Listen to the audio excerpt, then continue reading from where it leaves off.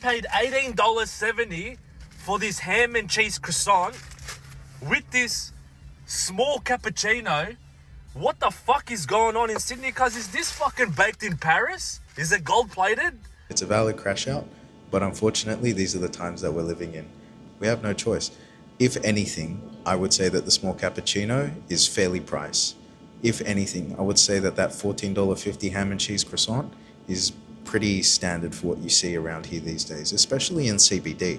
$4 for a small cap is probably much less than what it should be priced. I would say that they're making maybe 50 cents per coffee. It's not sustainable. We're not living in these 300% markup times where someone's making 200% profits. It's really stretched thin.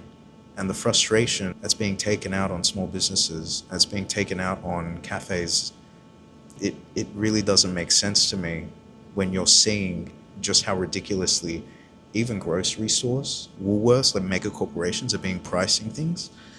I don't know, something to think about.